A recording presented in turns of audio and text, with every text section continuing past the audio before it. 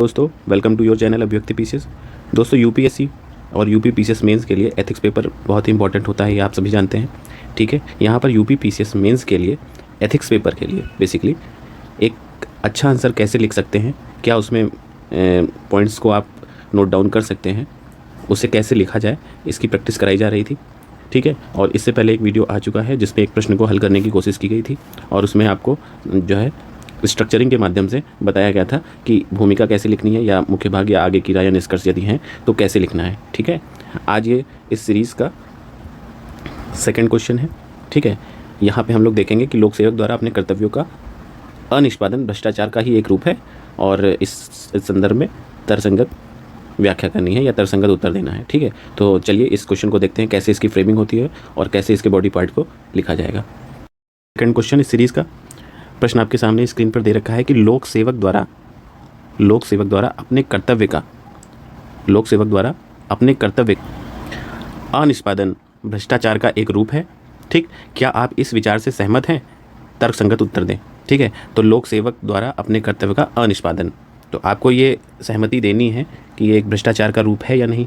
अगर यदि है तो तर्कसंगत आपको उत्तर देना है। तो चलिए देखते हैं कैसे इसे फ्रेमिंग की जाए। सबसे पहले आप जानते हैं भूमिका लिखनी है आपको।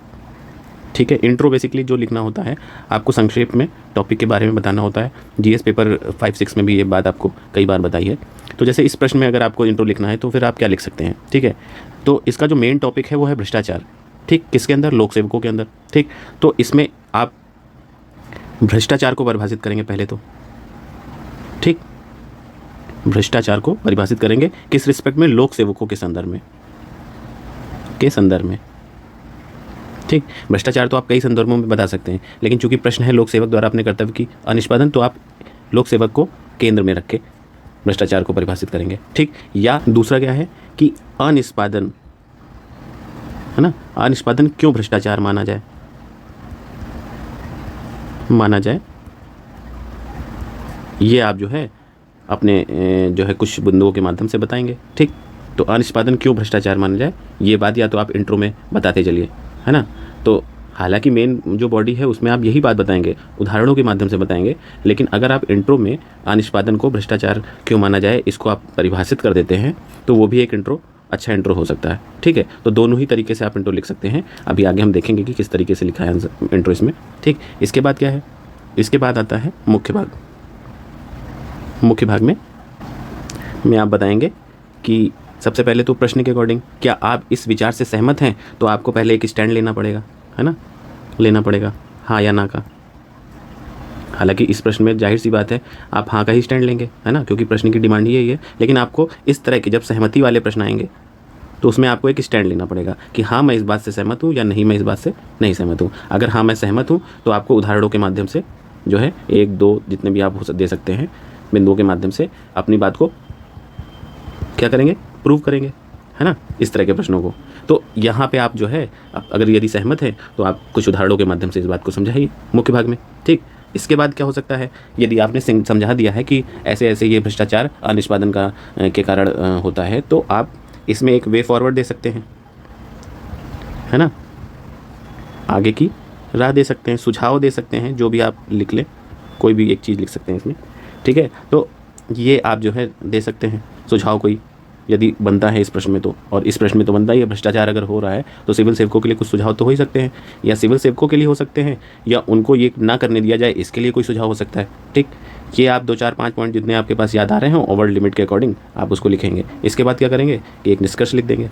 ठीक, जो कि थोड़ा पॉजिटिव डायरेक्शन में होना चाहिए, है ना। तो ये आप बेसिकली इस तरह से फ्रेमिंग करेंगे कि भूमिका में आपने भ्रष्टाचार को परिभाषित किया लोक सेवक के संदर्भ में, या प्रश्न के ही अनुसार अनिष्पादन कैसे या क्यों भ्रष्टाचार माना जाए, इसको आप जो है 1-2 बिंदुओं में अगर बता सकने में सक्षम हैं तो वो बताइए, नहीं तो आप भ्रष्टाचार की परिभाषा लिख सकते हैं। इसके बाद मुख्य भाग आता है। मुख्य भाग में आप स्टैंड लीजिए कि हाँ मुझे ये लगता है कि अनिष्पादन भ्रष्टाचार है ना, अपने कर्तव्यों को पूरा ना करना किसी लोक सेवक के द्वारा भ्रष्टाचार का ही एक रूप है और मैं इससे सहमत हूँ। तो आप उदाहरण दीजिए रिसेंट की कुछ घटनाओं के माध्यम से, है ना। तो ये आपका मुख्य भाग हो गया। उसके बाद सुझाव और निष्कर्ष। ठीक, तो चलिए फिर आगे देखते हैं कि कैसे क्वेश्चन फ्रेम होता है इस स्ट्रक्चर के अकॉर्डिंग। तो ये आपका जो है मॉडल आंसर सामने है, जो स्ट्रक्चर आपको बताया है उसी अकॉर्डिंग ये प्रश्न जो है फ्रेम किया गया है इसका आंसर। ठीक, तो इसमें हम देख सकते हैं कि एक सिविल सेवक द्वारा भूमिका हमने स्टार्ट की है कि एक सिविल सेवक द्वारा अपने कर्तव्यों का पालन न करना भ्रष्टाचार माना जा सकता है, क्योंकि यह उसकी जवाबदेहिता के मूल सिद्धांत का उल्लंघन करता है। ठीक है, तो यहाँ पे आपने देखा क्या, यहाँ पे आपने देखा कि ये वाली जो अप्रोच थी, ये आपकी अप्रोच यहाँ स्टार्ट की गई है। आप भ्रष्टाचार की परिभाषा से भी शुरू कर सकते थे, जैसे ये वाली जो अप्रोच बोली थी कि भ्रष्टाचार क्या होता है, और अगर सही से देखा जाए तो भ्रष्टाचार को ही आपने परिभाषित किया है। ये दोनों ही मिक्स अप्रोच आपको यहाँ पे दिखेंगी कि एक सिविल सेवक द्वारा अपने कर्तव्यों का पालन न करना ही भ्रष्टाचार होता है, आप ये भी लिख सकते थे। और अगर ये लिखा है कि एक सिविल सेवक द्वारा अपने कर्तव्यों को पालन न करना भ्रष्टाचार माना जा सकता है, क्योंकि अब आप ये कारण दे रहे हैं क्यों, क्योंकि यह उसकी जवाबदेहिता के मूल सिद्धांत का उल्लंघन करता है ना। तो ये भी बात सही है, तो ये आपने बताने की कोशिश की। फिर देखिए क्या है, अब इसी बात को इन्होंने यहाँ कंटिन्यू किया है कि कर्तव्य अनिष्पादन, कर्तव्य को ना करने से क्या सार्वजनिक विश्वास का उल्लंघन होता है और जनता को उनके अधिकारों से वंचित करना, ये भी एक जो है भ्रष्टाचार का ही रूप है ना। तो ये इस तरह के जो पॉइंट हैं, ये जो है हाईलाइटेड पॉइंट होते हैं, एग्जामिनर की सीधे नज़र जाती है और इसका फ़ायदा आपको होता है। इसमें और भी पॉइंट जोड़ सकते हैं, लेकिन जो मुख्य बिंदु हैं वो यहाँ पर लिख दिए गए हैं, और भी बिंदु हो सकते हैं, उसमें कोई दिक्कत नहीं है। ठीक है, उसके बाद आपने मुख्य भाग में जैसा कि मैंने बताया था कि एक स्टैंड लेना है, इसलिए हाँ मैं इस बात से सहमत हूँ कि सिविल सेवक के द्वारा अपने कर्तव्यों का पालन ना करना भ्रष्टाचार का ही एक रूप है। यहाँ पे आपने ये बात बताई, मतलब आपने ये सहमति दी कि हाँ मैं ये बात मानता हूँ। ठीक, अब ये मानता हूँ तो इसको मैं प्रूव करूँगा उदाहरण के माध्यम से। तो देख लेते हैं, जिसे मैं निम्न बिंदुओं से सही ठहराता हूँ, है। तो देखते हैं कौन से बिंदु हैं। तो विश्वास का उल्लंघन।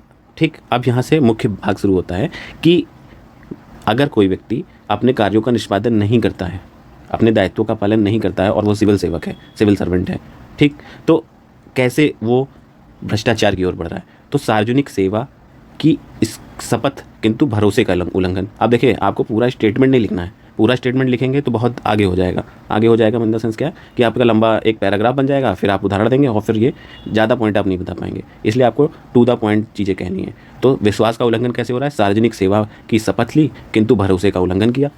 ठीक, तो इसको एक उदाहरण के माध्यम से भी देख लेते हैं। उदाहरण क्या है कि 2012 में एक पुलिस अधिकारी द्वारा सामूहिक बलात्कार मामले में 2012 का ये केस में कर्तव्य की उपेक्षा की गई, उसने FIR दर्ज नहीं की, है ना, या इस तरह की कोई भी जो है एक्टिविटी जो उसको अपने अधिकार क्षेत्र के तहत करनी थी उसने नहीं की। तो ये एक उदाहरण के रूप में आप देख सकते हैं, और भी आप उदाहरण डाल सकते हैं। ठीक, दूसरा पॉइंट क्या है कि सार्वजनिक संसाधनों की बर्बादी। अब आप अपने कार्यों का निष्पादन नहीं करते हैं तो और इससे क्या इफेक्ट पड़ सकता है, सार्वजनिक संसाधनों की बर्बादी हो सकती है। कैसे, सिविल सेवकों द्वारा अक्सर आवंटित धन, जो उनको आवंटित धन होते हैं नीति क्रियान्वयन के लिए, सार्वजनिक हित में प्रभावी एवं कुशलतापूर्वक उपयोग नहीं करते हैं अगर, ठीक, तो भी सार्वजनिक धनों की बर्बादी होती है और ये भ्रष्टाचार का कारण बनता है। उदाहरण के लिए राष्ट्रमंडल खेल घोटाला आप जानते हैं 2010 का। इसमें क्या हुआ था कि जो आवंटित धन था उसका तो पहले दुरुपयोग हुआ, अधिक लागत में रिश्वत दिखाई गई और निर्माण कार्य जो हुआ घटिया, जिसके कारण जो है वहाँ पर जो है घटनाएं भी हुई। ठीक, तो ये आप सार्वजनिक संसाधनों की बर्बादी की बात आपने बताई, कैसे अगर एक सिविल सेवक जो है प्रभावी और कुशलतापूर्वक अगर धन का उपयोग नहीं करता है, यानी कि कार्य का अनिष्पादन कर रहा है। ठीक, नेक्स्ट पॉइंट देख लेते हैं, प्रगति एवं विकास में बाधा। अब यदि कोई सिविल सेवक कार्य नहीं करता है तो उसका कार्य ही बेसिकली यही है कि सार्वजनिक जो है महत्व में, प्रगति और विकास में सहायक बने, लेकिन कर क्या रहा है वो, कर्तव्य पालन में विफलता से समय पर सार्वजनिक सेवाएं नहीं वितरित की जा पाती और फिर क्या होता है, भ्रष्टाचार होता है। उदाहरण देख लेते हैं, अब इसका उदाहरण देख लेते हैं। उदाहरण के लिए विलंबित metro, Mumbai metro line 2A, ये आप गूगल भी कर सकते हैं। इसमें जो है मुंबई मेट्रो लाइन बनाने की जो बात हो रही थी तय समय पर नहीं बनाई गई।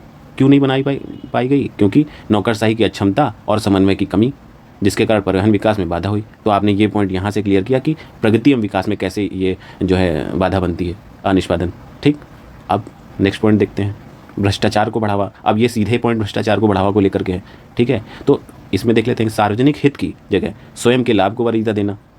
कभी कभी ऐसा होता है कि सार्वजनिक हित का मुद्दा सामने है और अपने लाभ की बात है तो व्यक्ति अपने लाभ को देखता है, या सार्वजनिक कार्य को करने के लिए रिश्वत या अवैध गतिविधियों में संलग्न हो जाता है। सार्वजनिक कार्य को करने के लिए रिश्वत लेता है या स्वयं के लाभ के लिए अवैध गतिविधियों में शामिल हो जाता है। तो ये भी एक समस्या है किसकी, भ्रष्टाचार को बढ़ावा देने की। अब इसका एग्जाम्पल देख लेते हैं। व्यापक घोटाला आपने अच्छे से सुना ही होगा मध्य प्रदेश में।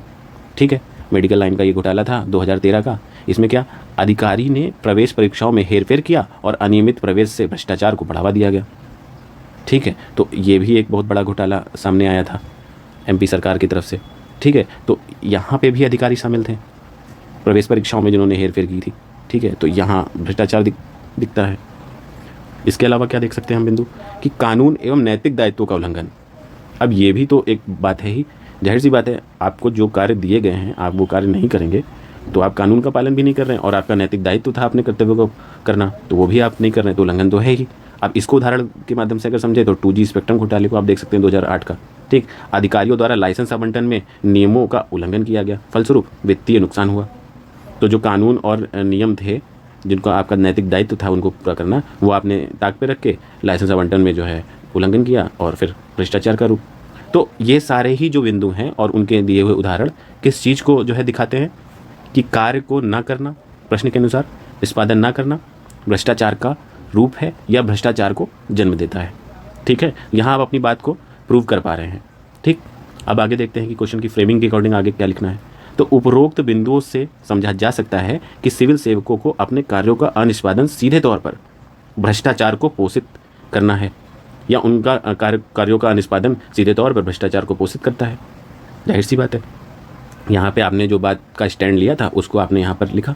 इसके बाद क्या आप कह रहे हैं कि इस संदर्भ में सेकंड ARC ने कुछ सुधार प्रस्तुत किए हैं या सिफारिशें दी हैं। जैसा कि मैंने ये बताया था आपको कि अगर आप कोई वे फॉरवर्ड दे सकते हैं, कोई सुझाव दे सकते हैं, तो आप सुझाव दीजिए ज़रूर। ये आपको जो बताया था, तो आपने क्या सुधार दिया है, सेकंड ARC की रिपोर्ट सीधे ही सामने रख दी है। तो इससे ज़्यादा ऑथेंटिक सुधार क्या ही हो सकता है ना। तो इसमें क्या बताया है सेकंड ARC में, कि जो दोषी पाए जाते हैं, कौन, अधिकारी, सिविल सेवक, ठीक, उन पे सख्त कार्रवाई की जाए, ताकि उनको ये पता हो कि अगर भैया कोई काम हम गलत तरीके से कर रहे हैं या कर्तव्यों का उल्लंघन कर रहे हैं, अनिष्पादन कर रहे हैं, तो हम पर कार्रवाई हो सकती है। ठीक, उन्हें ये डर रहे। तो ये एक सिफारिश दी थी। दूसरी बात ये कही कि अधिकारियों के कार्यों की नियमित जांच एवं प्रदर्शन मूल्यांकन एवं समीक्षा करना। ठीक, जो अधिकारी जिस भी विभाग में है और उसके कुछ दायित्व हैं, अगर उन दायित्वों का नियमित जांच हो और उनके प्रदर्शन की समीक्षा की जाए या मूल्यांकन की जाए, तो क्या सुनिश्चित होगा, पारदर्शिता, है ना, जवाबदेहिता सुनिश्चित होगी, है ना। तो इस चीज़ को अगर सुनिश्चित करना है अधिकारियों में, भ्रष्टाचार को रोकना है, तो आपको क्या करना पड़ेगा, अधिकारियों के कार्यों की नियमित जांच करनी पड़ेगी, समीक्षा करना पड़ेगा। इसके अलावा क्या, तीसरा पॉइंट है कि नैतिक शिक्षा कार्यक्रम एवं प्रोत्साहन को बढ़ावा देना। ठीक, अब ये भी एक बहुत ही महत्वपूर्ण काम है जो कि शुरू से ही किया जाना जरूरी है। नैतिक शिक्षा कार्यक्रम को समय समय पर करवाते रहना चाहिए। ठीक, और उनको प्रोत्साहन देना चाहिए कि अपने नैतिक दायित्वों के प्रति वो ईमानदार रहें।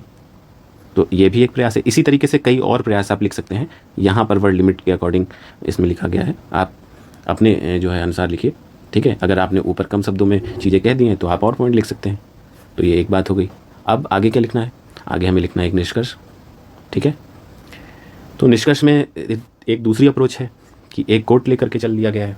ठीक, एक कोट से स्टार्ट किया गया है कि चाणक्य ने भी लोक अधिकारियों के भ्रष्टाचार को एक गंभीर समस्या माना है। चाणक्य आप जानते ही हैं, है ना। उन्होंने कहा है कि भ्रष्टाचार मुक्त शासन ही एक सुखी और समृद्ध राष्ट्र का आधार है। ठीक है, तो इनके कोट से हमने ये बात भी सिद्ध की कि अगर भ्रष्टाचार है तो समस्या है, और अगर भ्रष्टाचार नहीं है तो सुखी और समृद्ध राष्ट्र का आधार तय होता है, आधार तैयार होता है ना।